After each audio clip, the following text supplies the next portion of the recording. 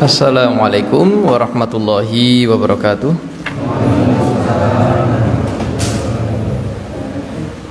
Alhamdulillahi rabbil alamin. Wa bihi nasta'inu ala umri dunya waddin. Asyhadu an la ilaha illallah wahdahu la syarikalah. Wa asyhadu anna Muhammadan abduhu wa rasuluh. Sallallahu alaihi wa ala alihi wa ashabihi ajma'in. Amma ba'd. Bapak Ibu rahimakumullah, marilah kita bersama-sama memuji dan memuja Allah Subhanahu wa taala sebagai salah satu bukti rasa syukur kita kepadanya, karena Allah Subhanahu wa taala tidak henti-hentinya merahmati kita, tidak henti-hentinya mencurahkan segala karunia-Nya kepada kita. Terbukti pada malam hari ini kita bisa bertemu kembali dalam kesempatan yang sangat baik ini untuk bersama-sama menambah ilmu, menambah iman dan amal soleh yang merupakan bekal paling baik untuk kehidupan akhirat nanti. Salawat dan salam untuk Nabi Muhammad sallallahu alaihi wasallam, untuk keluarganya, para sahabatnya, dan orang-orang beriman yang selalu setia mengikuti tuntunan-tuntunannya dimanapun mereka berada. Bapak Ibu rahimakumullah, kita ketahui bersama, kita lihat bersama, dan kita dengar bersama melalui berita ya, melalui media massa, media sosial ya, bagaimana seolah tidak henti-hentinya ya musibah menimpa kita. Dan alhamdulillah kita yang di sini khususnya ya selamat dari musibah itu. Dan kita berdoa ya semoga Allah Subhanahu wa taala menyelamatkan kita dari segala mara bahaya apapun bentuknya. Ya, tapi saudara-saudara kita ya di luar sana mereka merasakan musibah ya, apakah itu banjir atau gempa dan lain-lain. Ya, memang benar bahwa gempa ya disebabkan pergeseran lempeng bumi misalnya, banjir disebabkan membuang sampah sembarangan sehingga saluran air tidak lancar, saluran pembuangan tersumbat ya sehingga banjir, atau terjadi penggundulan hutan istilahnya, dan lain-lain yang disebutkan oleh para ahli berkaitan dengan sebab-sebab musibah-musibah. Ya, itu semua benar dalam arti kaitan antara sebab dan akibat kan itu.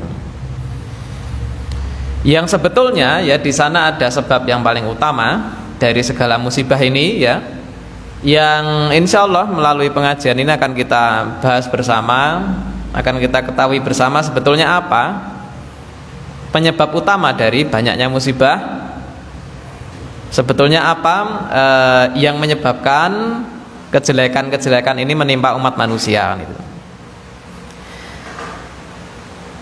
Disebutkan di dalam kitab Ad-Da' wa Dawa ya oleh Imam Ibnul Qayyim rahimahullah, yang mana kitab ini sebetulnya adalah jawaban dari Imam Ibnul Qayyim rahimahullah kepada orang yang bertanya ketika itu tentang salah satu maksiat ya, penyebabnya apa, dampak buruknya apa.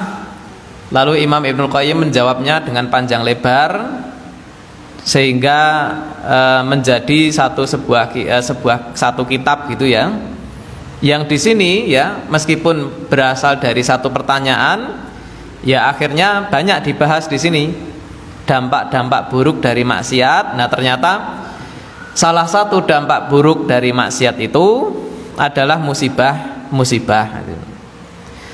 Di antara perkataan Imam Ibnul Qayyim berkaitan dengan hal itu ya, Di sini kami bacakan, wa min uqubati dzunubi, itu di antara hukuman-hukuman dari Allah yang disebabkan dosa, gitu.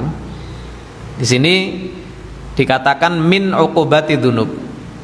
Artinya hukuman dari Allah kepada manusia itu banyak, ya. Nah, sebagian dari hukuman Allah kepada manusia karena dosa itu ini, gitu. Nah, apa itu? Ibnu Qayyim mengatakan annaha tuzilun ni'amah wa tahullun niqmah. Dosa-dosa itu menghilangkan kenikmatan-kenikmatan yang sudah ada dan menyebabkan bencana-bencana. Tuzilun ni'ama wa tuhillun niqama. Famazalat anil abdi nikmatun illa bidzanbin. Tidaklah hilang kenikmatan dari seorang hamba kecuali dengan sebab dosa. Wala halat bihi nikmatun illa bidzanbin. Sebaliknya, tidaklah menimpa seorang hamba suatu bencana kecuali dengan sebab dosa. Wala rufi'a bala'un illa bitaubah. Dan musibah itu bisa diangkat Allah dengan bitaubah, dengan taubat. Nah, ini salah satu penggalan dari penjelasan Imam Ibnu Qayyim di dalam kitab Ad-Da' wa Dawa, yang kesimpulannya bahwa di antara hukuman akibat dosa yang dilakukan seorang hamba adanya musibah-musibah. Nah, Imam Ibnu Qayyim memperkuat pernyataannya ini dengan beberapa ayat, ya, dan juga hadis. Satu ayat diantaranya dalam surat Asy-Syura ayat 30, Allah Subhanahu wa taala berfirman, "Wa ma asabakum min musibatin." Dan apa yang menimpa kalian dari musibah itu, yang menimpa kalian dari musibah itu, fa bima kasabat aydikum, itu adalah sebab dari perbuatan tangan kalian. Di sini Allah menyebut fabima kasabat aidikum, dengan sebab perbuatan tangan kalian, ya. Di sini dalam penyebutan ini bukan dalam arti membatasi bahwa musibah itu hanya disebabkan perbuatan tangan, tidak. Tapi ini mencakup semuanya, ya, kaki, ya, mata, ya, telinga. Yang jelas jika anggota-anggota badan tersebut digunakan untuk maksiat, nah, masuk dalam ayat ini. Wa ma asabakum min musibatin fabima kasabat aydikum. Musibah yang menimpa kalian itu dengan sebab perbuatan tangan, dalam arti dengan sebab perbuatan kalian. Nah, itu. Wa ya'fu an katsir, dan Allah itu sebetulnya sudah memaafkan dari banyak kesalahan manusia. Oleh karena itu, musibah yang kita lihat sekarang ini, yang demikian parahnya ini, ya, demikian hebatnya ini, itu sudah baru sebagian kecilnya sebetulnya, karena Allah mengatakan wa ya'fu an katsir.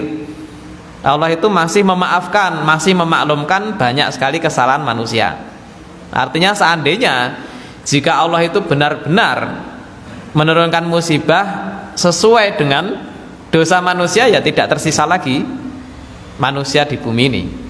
Tapi karena Allah mengatakan wa ya'fu an katsir, Allah itu masih memaklumi, mengampuni dari banyak kesalahan, ya, yang terjadi kita lihat sekarang ini, kan itu.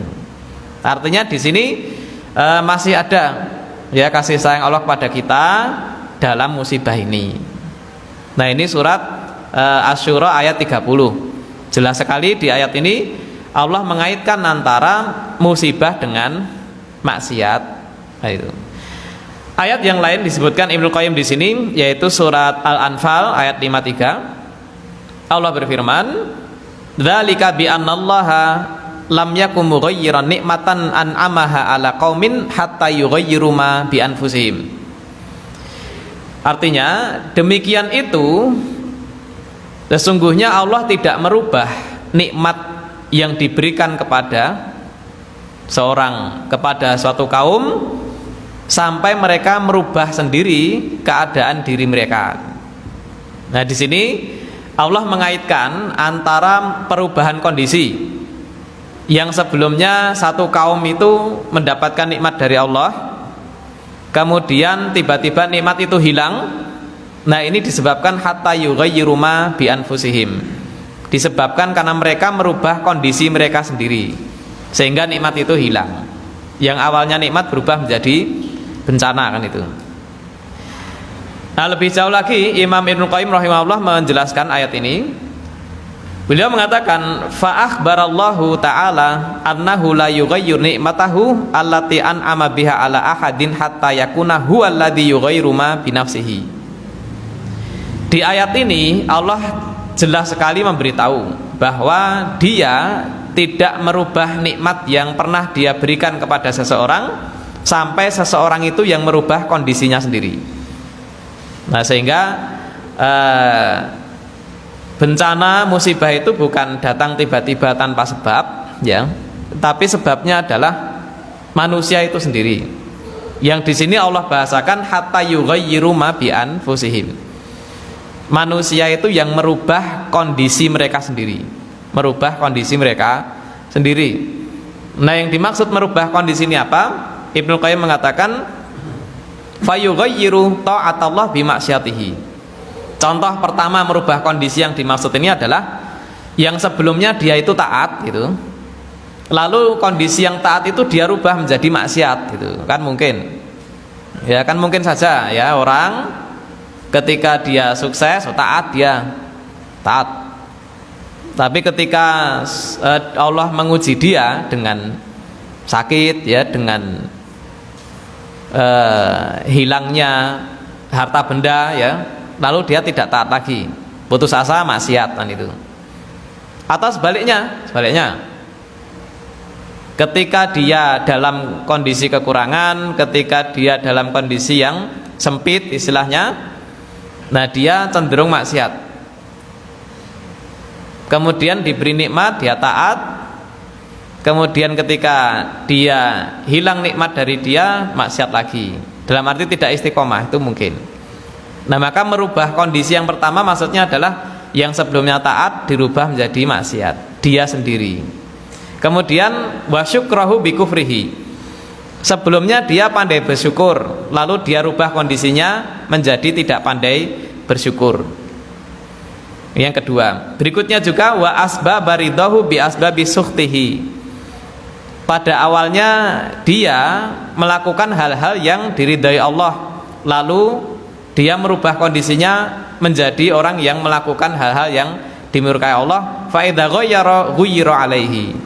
Maka setiap kali dia merubah keadaannya, yang nikmat sebelumnya berubah menjadi musibah. Nah, ini Ibnu Qayyim mengatakan jazaan wifaqan, sebagai balasan yang setimpal, wa marabbuka bidzalamin lil abid. Dan tidaklah Allah itu mendolimi hamba-hambanya. Nah, ini juga ya ayat yang menguatkan pendapat Ibnu Qayyim bahwa maksiat itu menyebabkan musibah dan bencana.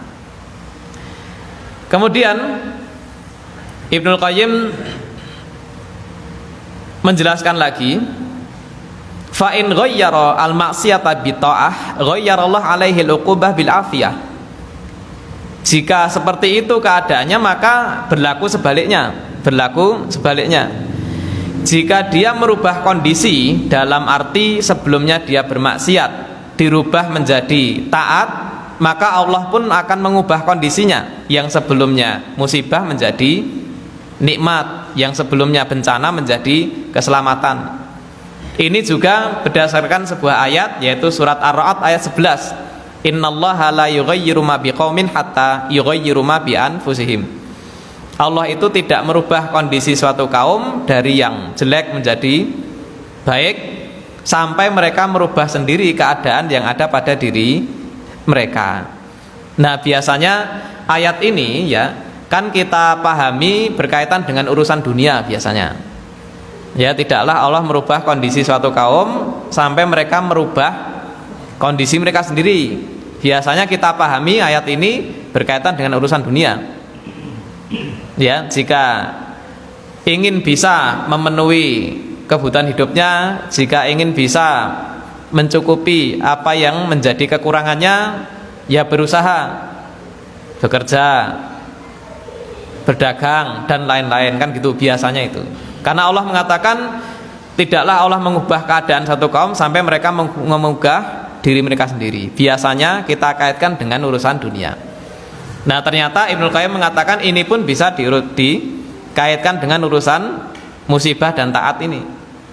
Jika sebelumnya dia maksiat, dia ubah kondisinya menjadi orang taat, maka yang sebelumnya bencana berubah menjadi nikmat, kan gitu. Ini yang dibicarakan ayat ini, biqaumin, satu kaum, ya, kelompok masyarakat, satu bangsa, dan ini pun berlaku bagi individu-individu, kan itu. Si A yang sebelumnya maksiat, lalu dia rubah kondisinya menjadi taat. Yang ketika maksiat itu dia susah, maka ketika taat dia berubah menjadi lapang hidupnya, dan seterusnya. Nah, ini satu ayat lagi yang menjelaskan hal itu. Kemudian dari hadis juga berkaitan dengan hubungan musibah dan maksiat, ya. Disebutkan dalam hadis riwayat Tabrani di sini dari Ibnu Abbas, dia berkata, qala Rasulullah sallallahu alaihi wasallam, Nabi bersabda, ma taffafa qaumun kailan wala bakhasu mizanan illa mana'ahumullah al-qatra. Artinya, tidaklah satu kaum yang mengurangi takaran dan tidaklah satu kaum mengurangi timbangan kecuali Allah mencegah turunnya hujan kepada mereka. Ini satu, artinya tidak turunnya hujan itu kan otomatis kekurangan air manusia, dan ini berarti salah satu bentuk musibah, kan itu. Nah, ternyata musibah yang berupa kemarau berkepanjangan ini disebabkan maksiat juga, yang di sini Nabi sebutkan taffafa qaumun kailan wala bakhasu mizanan, yaitu mengurangi takaran, mengurangi timbangan di saat jual beli gitu. Terutama jual beli barang-barang yang ditakar atau yang ditimbangkan itu. Nah, ini perbuatan seperti ini jika merata pada suatu kaum, suatu masyarakat, Allah mana'ahum minal qatr, Allah mencegah mereka dari turunnya hujan sehingga kekeringan mereka, kan itu. Nah, ini maksiat satu. Nabi masih melanjutkan sabdanya, wa ma dhahara fi qaumin az-zina illa dhahara fihim al-maut. Dan tidaklah muncul, dhahara itu muncul, yang ini menunjukkan berarti perbuatan ini sudah tidak sembunyi-sembunyi lagi. Ini sudah terang-terangan. Apa yang Nabi maksud? Dan tidaklah muncul pada satu kaum perbuatan zina, terang-terangan sudah. Dhahara itu muncul, artinya perbuatan ini terang-terangan. Jika ini sudah terang-terangan, kata Nabi, illa dhahara fihim al-maut, maka yang terjadi akan banyak kematian. Maka yang terjadi akan banyak kematian. Kematian musibah jelas. Nah, Nabi kaitkan ternyata sebabnya ketika zina sudah terang-terangan. Dua, ini contoh. Nabi melanjutkan sabdanya lagi, wa ma dhahara fi qaumin ar-riba, dan tidaklah muncul di tengah satu kaum praktek riba gitu. Praktek riba. Ini riba jelas banyak contohnya. Sebagian disepakati ini riba, sebagian tidak gitu. Tapi yang disepakati ulama, ya, yang namanya riba itu contoh mudahnya apa yang disebut dengan riba jahiliyah, yaitu praktek riba yang dipraktekkan di zaman sebelum Nabi berdakwah, zaman jahiliyah, yaitu apa yang diistilahkan dengan riba hutang piutang. Contoh gampangnya ini, ya, bagaimana prakteknya? Yaitu ketika seseorang meminjami uang kepada orang lain, itu ya, dari awal dia mensyaratkan gitu, nanti jika terjadi keterlambatan dalam mengembalikan hutang itu ya, tidak masalah, saya beri waktu tenggang lagi tapi dengan syarat. Nah, dengan syarat ketika mengembalikan ditambah. Nah, itu. Ini namanya riba jahiliyah yang dipraktekkan di zaman jahiliyah. Atau bentuk yang kedua, dia meminjami hutang kepada orang lain ya. Lalu tidak ada kesepakatan di awal, tidak ada.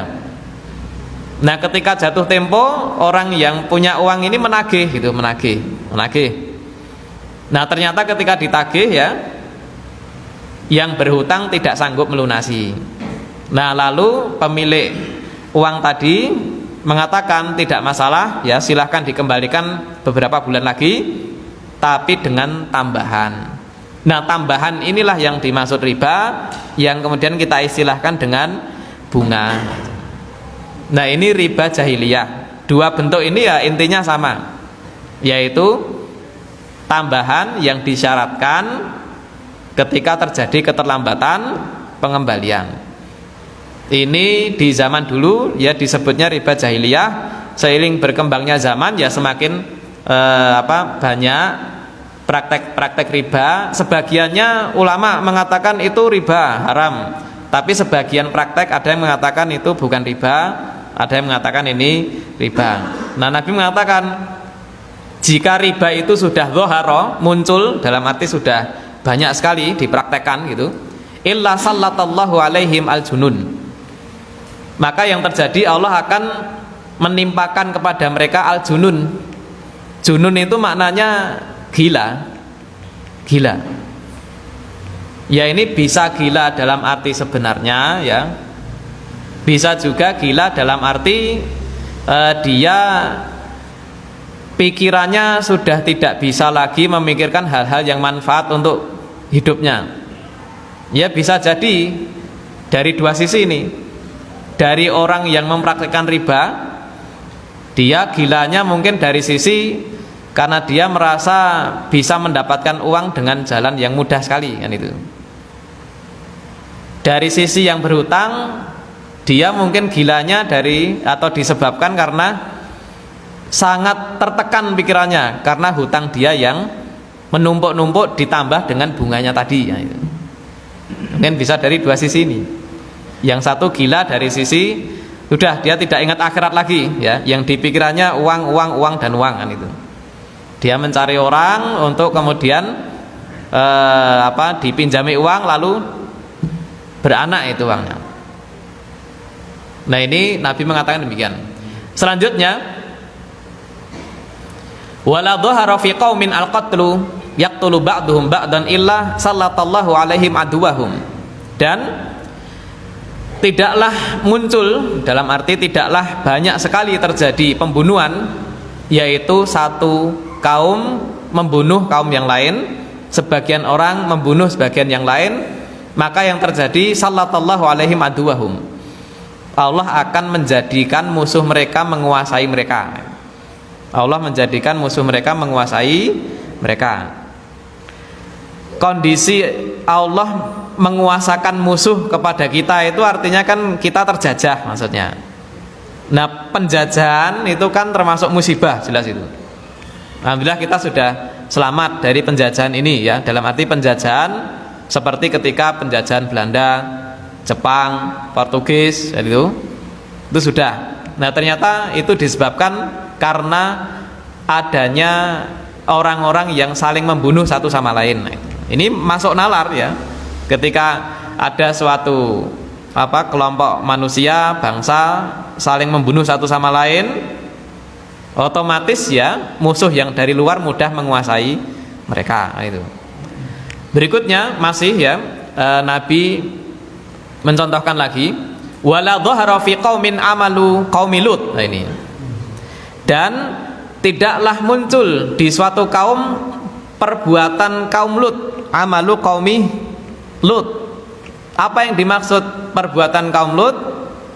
Yaitu laki suka kepada laki, perempuan suka kepada perempuan. Ini yang dimaksud perbuatan kaum Lut. Yang dalam istilah modernnya lesbi bisa, homo bisa. Intinya suka dengan sesama jenis. Nah, apa yang terjadi? Illa dhahara fihim al-khosaf. maka yang terjadi akan banyak terjadi gempa. Al-khasf itu bisa bermakna gempa atau bisa bermakna dibalikkannya tanah. Maka ada yang mengartikan al-khasf ini semacam gempa gitu. Nah ternyata sebabnya adalah perbuatan kaum Lut yang sudah terang-terangan, yang sudah tersebar luas. Nah itu.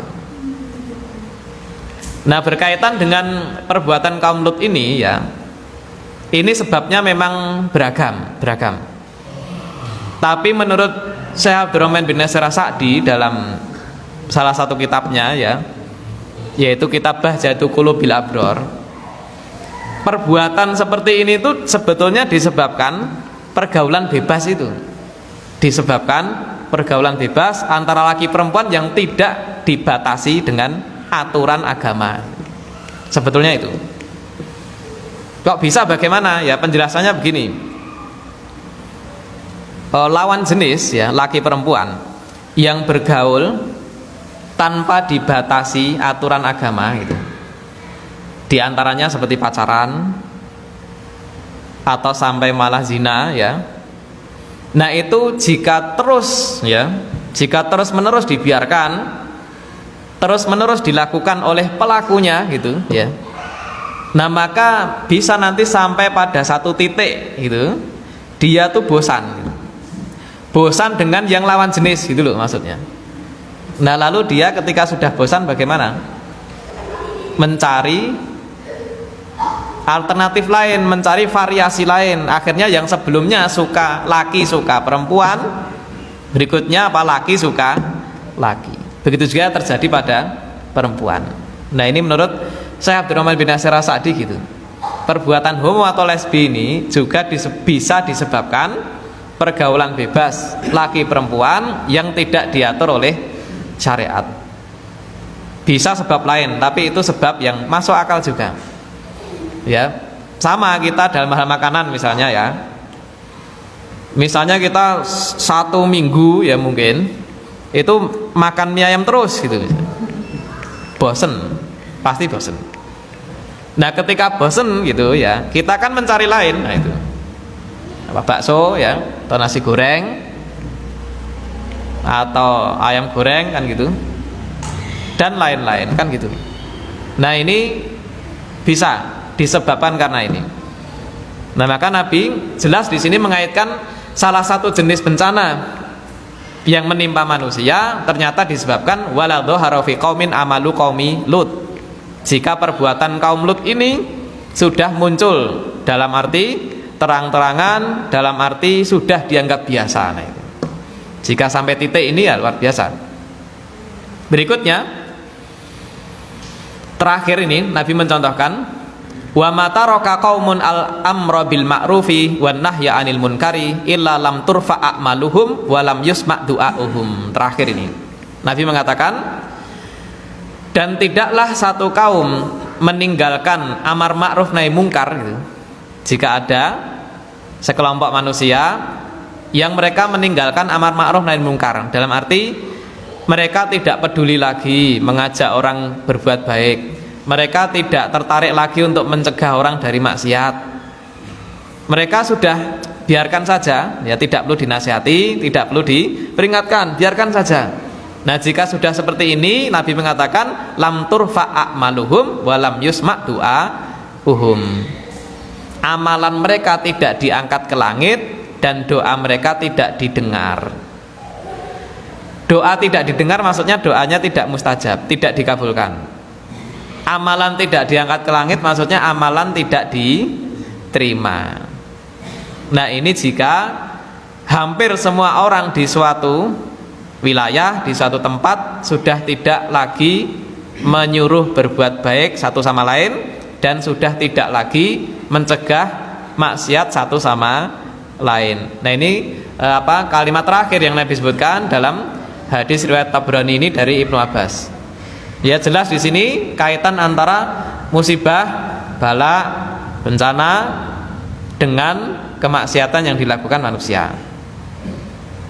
Berkaitan yang terakhir ini ya, ini sama seperti yang Allah sebutkan dalam surat Al-Asr itu, wal asr, demi masa. innal insana lafi khusrin kan itu. Sesungguhnya semua manusia itu dalam kerugian yang besar, khusrin di sini. Ini bentuknya nakirah, istilahnya tidak pakai alif lam, menunjukkan kerugiannya ini besar sekali. Semua manusia sangat besar dengan sangat rugi dengan kerugian yang besar. Illa kecuali illal ladzina amanu wa amilus solihat, kecuali orang yang beramal soleh tidak rugi, dan kecuali orang yang saling menasihati untuk bersabar dan saling menasihati untuk menapaki kebenaran. Nah, saling menasihati untuk sabar, saling menasihati untuk mengikuti kebenaran ini kan maksudnya al-amru bil ma'ruf wan nahyu anil munkar. Jika tidak ingin ditimpa kerugian besar, maka ya tetap lakukanlah al-amru bil ma'ruf wan nahyu anil munkar. Saling mengajak kepada kebaikan dan saling mencegah dari kemungkaran. Nah, ini hadis riwayat Tabrani dari Ibnu Abbas. Ya, masih banyak lagi hadis-hadis yang disebutkan Ibnu Qayyim di dalam kitab ini yang intinya jelas sekali ya, terlihat sangat erat kaitannya antara musibah dan maksiat. Nah, maka satu-satunya cara ya untuk mengangkat bala ini, untuk menghilangkan bala ini ya adalah dengan bertobat ya, menyesali perbuatan maksiat yang pernah dilakukan dan bertekad kuat untuk tidak mengulangi. Itu tobat. Karena tidak mungkin manusia lepas dari dosa ya, makanya istilah tobat itu artinya bukan tidak berbuat dosa sama sekali. Tobat itu menyesali telah berbuat dosa dan bertekad kuat untuk tidak mengulangi.